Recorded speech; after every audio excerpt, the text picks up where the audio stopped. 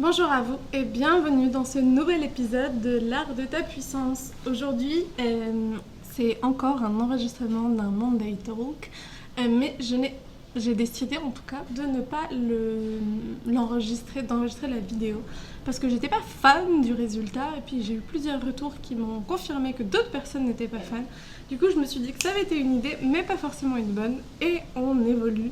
Toujours chez Kaluna, on prend compte de vos remarques, de vos commentaires et on fait en sorte de donner la meilleure qualité pour toi, pour toi qui nous écoutes.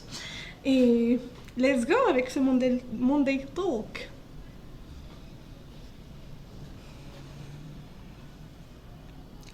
Bonjour Instagram, bienvenue à toi si tu me regardes maintenant, pour ceux qui sont en train d'arriver en live, et aussi bien le bonjour à toutes ceux et celles qui me regarderont en replay. N'hésite pas à poser ton petit commentaire en hashtag replay, me dire d'où est-ce que tu nous regardes et aussi qu'est-ce que ça peut t'inspirer, ce sujet du jour qui est parler de l'approche thérapeutique d'un coaching business pour justement prendre soin de ton monde émotionnel et plus loin, enfin le fin fond de ce que j'avais envie de partager aujourd'hui, c'est à quel point développer une sécurité intérieure et une maturité émotionnelle est primordial pour la réussite, pour l'expansion du message que tu as envie de porter dans le monde. Et pour cela, il faut sortir du coaching performance, il faut sortir du coaching souffrance, il faut sortir du développement personnel et spirituel, parce qu'on le voit dans le monde du coaching, mais on le voit aussi beaucoup dans le monde de la spiritualité. Cette approche très égotique, cette approche très masculine, cette approche très depuis une réussite matérielle, financière, une réussite conceptuelle. Alors que finalement, le bonheur, la réussite, la paix et l'expansion de qui tu es par ce message que tu as envie de porter au monde, c'est quelque chose qui vient beaucoup plus d'un rayonnement depuis le cœur et qui permet finalement d'être pleinement heureux et qui n'a pas besoin de se faire depuis la performance. Alors maintenant que je t'ai introduit ce sujet, n'hésite pas à me poser les questions qui pourraient apparaître pour toi dans l'ici et maintenant, qui pourraient être celles que tu as envie de me partager. C'est avec grand plaisir que je prendrai le temps de te lire et de te répondre. Et pareil, si tu as des questions qui apparaissent pendant ce live, que tu le regardes en replay ou maintenant, n'hésite pas à les poser. Et mon constat, il est à peu près toujours le même, et c'est aussi le pourquoi de mon activité de cœur, le pourquoi de Kaluna. On le voit énormément. 2023 a été la révélation. Il y a un vrai besoin d'assumer cette part de leadership à l'intérieur de nous, cette part de sécurité intérieure, cette part de maturité émotionnelle pour faire face aux hauts et aux bas de notre business, dans le marché, dans notre réalité personnelle ou professionnelle. Et moi, j'ai pu échanger avec beaucoup de coachs, avec beaucoup d'entrepreneurs du bien-être en 2023. Et quand on est passé en 2024, on s'est tous rendu compte, quand on a fait le bilan, que ça avait été une année profondément compliquée, que ça avait été une année qui nous avait challengés, qui nous avait mis dans des espaces d'insécurité personnelle. Et je peux noter ceux et celles qui ont continué avec leur activité de cœur et ceux et celles qui ont dû soit prendre un job à côté ou ont carrément arrêté leur activité professionnelle indépendante pour repartir dans le salariat. La grande différence est la capacité à prendre du recul, parce qu'en fait, finalement, la maturité émotionnelle et la sécurité intérieure, qu'est-ce que ça permet ? Ça permet de ne pas prendre des décisions à chaud, de ne pas s'identifier aussi à nos résultats et de pouvoir continuer de prendre toujours les décisions les plus stratégiques pour l'évolution de notre projet, de notre impact, de qui l'on est profondément. Pour moi, en observant un peu le marché actuel, ce qui s'est passé dans les dernières années, ça fait 3 ans que je développe Kaluna et que j'ai pu voir par moi, par l'exemple de mes clientes, par aussi ce que j'observe simplement dans mes collègues entrepreneurs, Et ce qui a 3 grandes raisons, dirons-nous, de l'échec de l'échec de l'entrepreneuriat ou du fait que l'entrepreneuriat parfois ne convient pas. Il y a une première chose, c'est qu'il y a une volatilité des projets. Il y a des personnes que je vois sur les réseaux sociaux commencer un projet et puis en passer à un autre et faire 10, 15 lancements dans l'année et ne pas arrêter et ne pas arrêter. Et moi, ça me pose une vraie question parce que si on a besoin de nourrir autant de projets différents, c'est parce que c'est vraiment une volonté ou c'est parce que finalement, en fait, il n'y a aucun projet qui fonctionne réellement et on cherche et alchimiser absolument la réussite, mais par un tout plein, par en fait aller nourrir plein d'endroits à la fois. Ensuite, il y a un vrai manque de clarté. Je vois aussi beaucoup d'entrepreneurs se lancer, beaucoup qui viennent vers moi aussi et qui finalement, on ne comprend pas ce qu'ils proposent, à qui ils le proposent, comment. Et ce manque de clarté, ce manque de vision pour nous, pour notre entreprise et pour nos clients, fait que, pareil en fait, si parfois pour nous-mêmes c'est compliqué de comprendre et d'avoir la clarté sur qu'est-ce qu'on propose, qui l'on est et ce qu'on a envie de développer dans ce monde-là, comment est-ce que des personnes en face de nous pourront le comprendre pour nous et comment est-ce qu'on peut générer de la confiance avec cette réalité-là. La vérité c'est que souvent c'est pas le cas et donc on n'a pas les résultats financiers espérés et donc on ne peut pas vraiment vivre de notre activité et donc ce n'est pas pérenne sur le long terme. Et la troisième chose que je vois énormément, c'est des espaces de figement dû au syndrome de l'imposteur, dû à vraiment en fait une réponse à l'intérieur de notre corps qui nous dit non, je ne peux pas avancer, de la rumination mentale, des pensées encombrantes et un état de figement dans le corps. Et ce qu'il faut voir, ou ce que j'ai envie de te proposer comme vision, comme analyse aujourd'hui, c'est de comprendre que dans ces 3 grands constats de l'échec des entrepreneurs du bien-être aujourd'hui, on retrouve les 3 réponses traumatiques. Les 3 réponses traumatiques face à un trauma. Notre corps, quand il est face à une réminiscence de trauma qu'on a pu vivre dans les premières années de notre vie, ou avec la sensation que ce qu'on va vivre, c'est la reproduction de quelque chose qu'on a déjà vécu, qui était très compliqué pour nous à vivre, notre système nerveux s'active et la réponse au trauma peut être différente selon les personnes.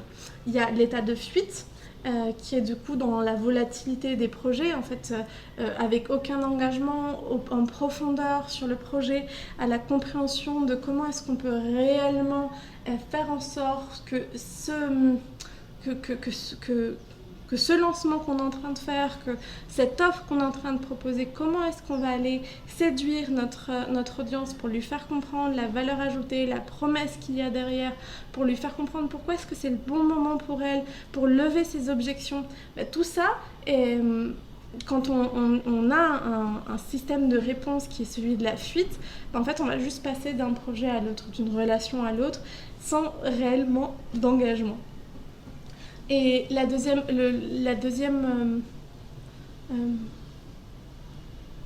deuxième constat que je t'ai partagé, c'est le manque de clarté, c'est le manque de cohérence. Et ça, pour moi, c'est aussi la réponse de la guerrière, de celle qui y va quoi qu'il arrive. Et de celle qui, en fait, peu importe que c'est pas clair, peu importe qu'on n'y est pas encore, on y va. Et puis même si j'ai pas les résultats attendus, j'y vais, je me tiens à ma lutte, à la lutte de mon message, sans forcément rentrer dans cette énergie de la douceur, de l'accueil, d'aller vraiment en profondeur, à l'écoute de soi, comprendre quels sont ses dons, comprendre qu'est-ce qu'on a à apporter au monde, comprendre qui l'on est, comprendre... Et non, on est vraiment dans cette tension de notre corps, dans une réponse du système nerveux et du corps qui va juste nous faire sentir qu'il faut se battre. Il faut se battre, il faut y aller, que développer un business c'est difficile, que être heureuse dans la vie c'est difficile, que l'amour c'est difficile, que l'argent c'est mauvais, et vraiment dans cet état de combat total. Le troisième constat, qui est celui du figement, c'est plutôt la personne qui va être dans un état de freeze, dans un état de figement justement, et qui va être dans l'incapacité de continuer, dans l'incapacité d'y voir clair, de comprendre vers où aller. Et en fait, pourquoi est-ce que j'aimerais apporter cette vision du business et cette vision aussi d'un coaching business, c'est que quand on comprend que nos plus grandes sources d'échecs sont juste des réponses traumatiques, des réponses traumatiques de notre corps, une activation du système nerveux, en fait, ça valide d'autant plus une phrase que j'ai l'habitude de dire, qui est qu'entreprendre est profondément un chemin profondément thérapeutique, comme peut l'être la maternité, comme peut l'être... je pense que la maternité, le développement d'un business sont vraiment des chemins qui vont te faire plonger profondément à l'intérieur de toi, dans toutes tes zones d'ombre, dans toutes tes insécurités personnelles. Et bien sûr que ça va engendrer une réponse traumatique à l'intérieur de ton corps. Et en fait, ce qui se passe, et c'est pourquoi j'avais très très envie de faire ce live aujourd'hui, c'est que dans le monde actuel du coaching business, il y a vraiment cette course à la performance. Et cette course à la performance, elle joue sur notre espace de souffrance. Rien qu'à voir les coachings, les calls gratuits proposés par des entrepreneurs avec des closers qui sont là juste pour jouer sur notre espace de souffrance, en fait, ça montre l'état du marché actuellement. Il n'y a pas très longtemps, je parlais avec Claire Noël Coaching et on vous prépare un épisode de podcast pour l'art de ta puissance sur ce sujet, sur comment savoir choisir son coach.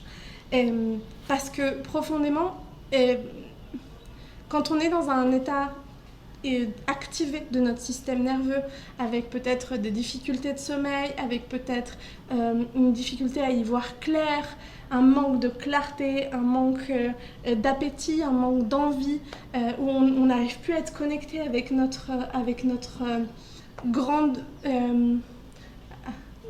big picture, avec nos rêves, avec nos envies, avec nos désirs profonds.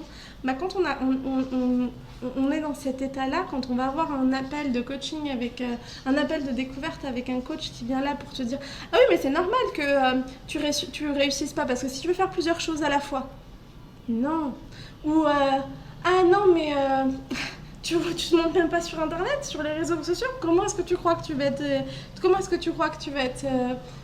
visible et que tu vas pouvoir vendre ta proposition ?» Et ça, c'est des exemples que j'ai entendus. Dieu merci, pas que j'ai vécu, mais que j'ai entendus. Et c'est problématique. C'est problématique parce que ça va à l'encontre de notre processus évolutif en tant qu'être humain. Notre processus évolutif en tant qu'être humain, il peut se faire dans la douceur, il peut se faire dans... D'ailleurs, je nous invite à ce qu'il se passe dans la douceur. Parce qu'aujourd'hui, on a deux chemins devant nous. Apprendre depuis la douleur ou apprendre depuis l'amour, depuis la sagesse. Et apprendre depuis la sagesse, ça se fera jamais et si on cherche juste la performance.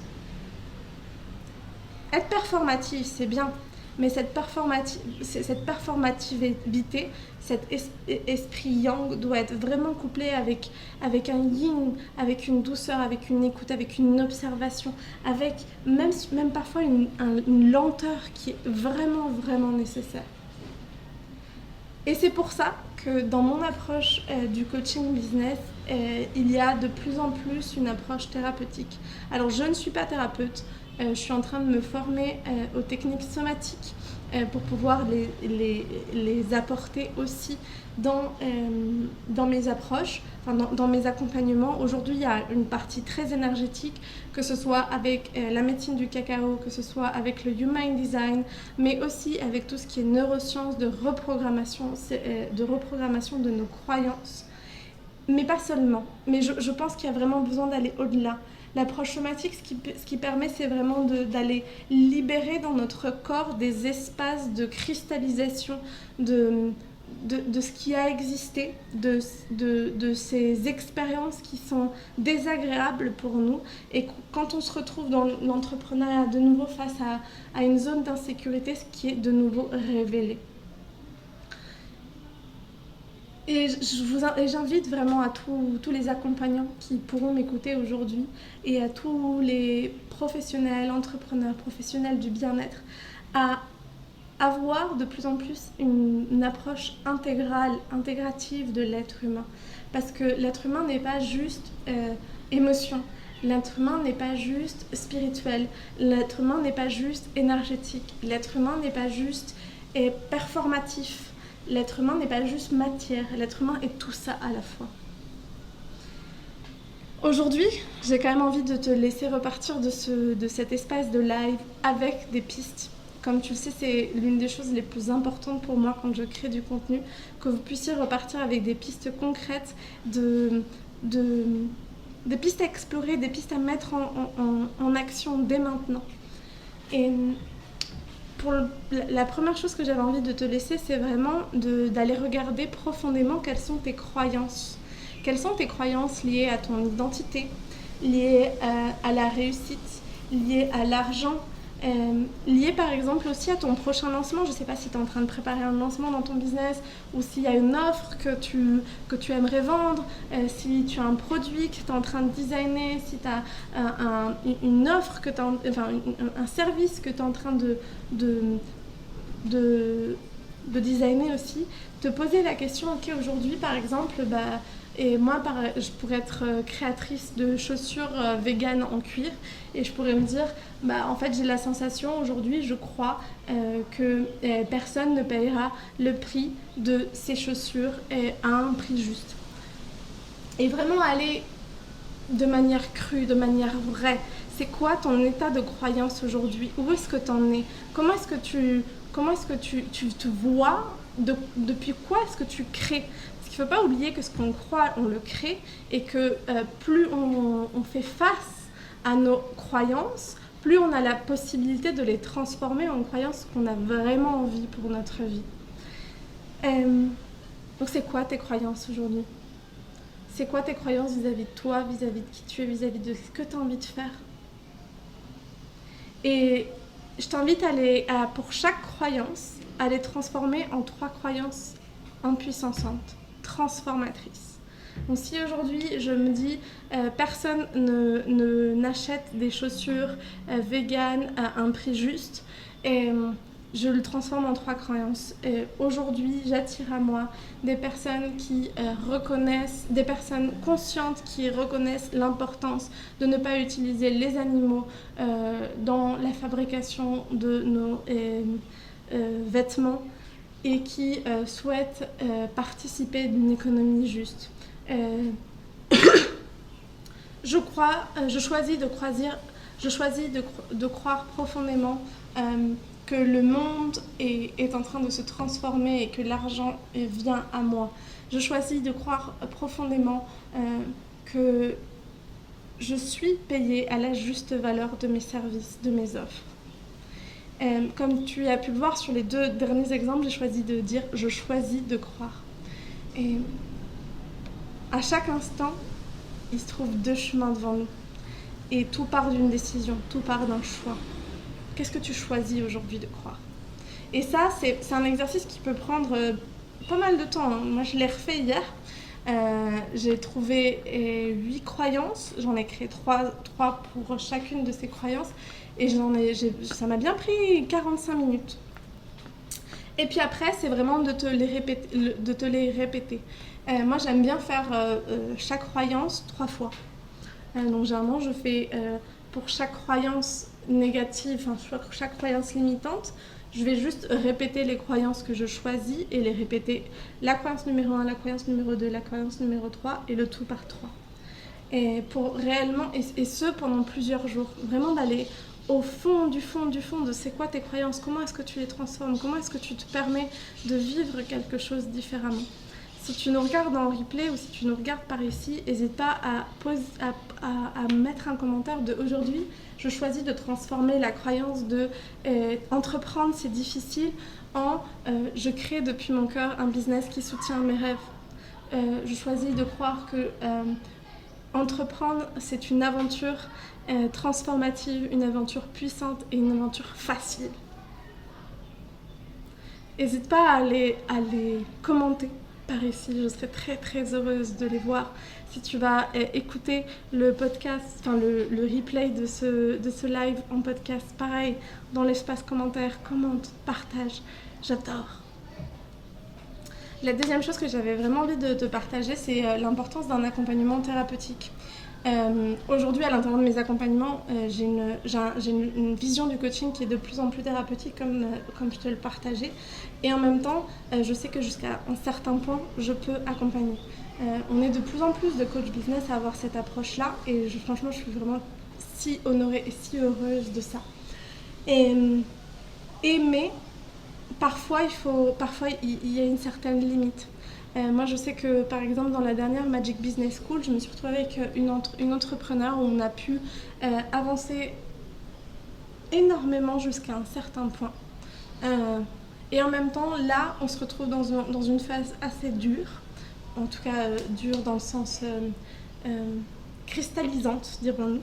Et je sais que les outils, elle les trouvera chez une autre personne, d'autant mieux. Donc je l'ai recommandé quelqu'un et elle est en train de se faire accompagner et je sais que c'est ça qui va lui permettre de passer à l'étape suivante. Donc pour moi, l'approche thérapeutique a toujours été combinée à une approche de coaching.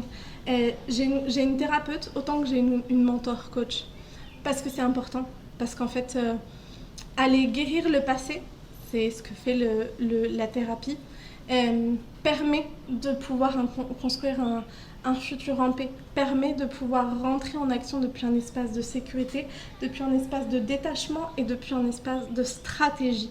Et c'est ça qui manque beaucoup aujourd'hui dans le monde de l'entrepreneuriat, du bien-être, c'est de la stratégie. Mais pas une stratégie qui vient du cœur, une stratégie qui est incarnée, une stratégie qui est là pour notre plus grande évolution. Je regarde mes notes. Et parce qu'on va pouvoir aller déconstruire ce passé, on va pouvoir aussi aller apprendre à se connaître, à écouter ses besoins, à écouter ses envies, à comprendre nos dons et talents. Et c'est depuis ça qu'on pourra aller vers du coaching et vers la construction de notre futur. Et la troisième piste que j'ai vraiment envie de te laisser aujourd'hui, c'est comment est-ce que tu peux développer ton business de la manière la plus stratégique. Utilise la loi de Pareto. C'est quoi aujourd'hui l'action qui te demande 20% de ton temps, mais qui va te donner 80% de tes résultats? C'est peut-être poster en story tous les jours ton offre. C'est peut-être aller tous les vendredis soirs à une rencontre coworking pas loin de chez toi. C'est peut-être t'inscrire à un mastermind d'un entrepreneur que tu apprécies pour rentrer dans son monde, rentrer dans sa communauté. C'est quoi stratégiquement, si tu prends un peu de recul, cette action qui va te permettre de propulser une vraie différence? Seulement ça, tu pourras le faire si et seulement si ton système nerveux se trouve en équilibre, en paix, en alignement. Alors on ne te demande pas d'être un bouddha, je ne suis pas un bouddha, j'ai eu un week-end assez chargé émotionnellement et c'est normal. Et parfois je passe par des hauts, des bas, des phases de doute, de joie, ça fait partie de la vie.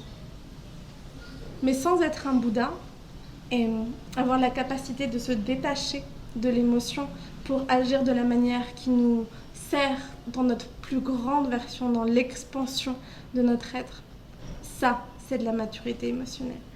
Ça, c'est de la sécurité intérieure. Voilà ce que j'avais envie de te partager. Et bien sûr, si tu as envie de comprendre comment est-ce que tu peux développer de manière stratégique ton business aujourd'hui, comment est-ce que tu peux poser les fondations les plus saines, les plus pérennes, celles qui sont alignées à ce que tu es venu apporter au monde quand tu as décidé d'incarner dans ce corps, dans cette vie. Et la Magic Business School rouvre ses portes. Les inscriptions sont dans un tout petit peu moins d'un mois. Ça ouvre le 18 mars. J'ai tellement hâte. Ce sera vers 19h30 que je lancerai toutes les informations puisque juste avant, il y aura une masterclass dont toutes les informations sortent certainement à la fin de cette semaine. J'ai hâte et Si entre-temps tu as envie de recevoir les informations sur qu'est-ce que la Magic Business School, en quoi ça peut t'accompagner, et quels sont les cadeaux aussi, et rejoindre les premières inscrites à la nouvelle cohorte, parce que oui, j'ai déjà des inscrites alors que je n'ai même pas ouvert les portes, et c'est ça la magie. C'est quand tu es profondément aligné en train de vivre ta vie de rêve et que tu diffuses ton message dans le monde, tu deviens magnétique, attractif. Et c'est ça que j'ai envie de t'enseigner dans la Magic Business School. Donc tu peux rejoindre la liste d'intérêts qui se trouve dans la bio de cet Instagram pour justement avoir accès à toutes les informations autour de la Magic Business School, mais aussi bénéficier du prix de lancement qui sera juste disponible pour ceux et celles qui seront à l'intérieur de cette liste d'intérêts. Voilà. Je te souhaite une très belle journée, un joyeux lundi et j'ai hâte de lire tous vos petits commentaires et on se retrouve très vite. Ciao ciao.